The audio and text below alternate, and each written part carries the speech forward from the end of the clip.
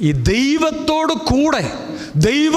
കൂടെ ദൈവീക ചിന്തയോടെ ധനം സമ്പാദിക്കുന്ന, സമ്പത്തിൽ ആശ്രയിക്കുന്നവർ ദൈവരാജ്യം പ്രാപിക്കുകയില്ല എന്നാ പറയുന്നത്. സമ്പത്തുള്ളവർ എന്നല്ല, സമ്പത്തിൽ ആശ്രയിക്കുന്നവർ.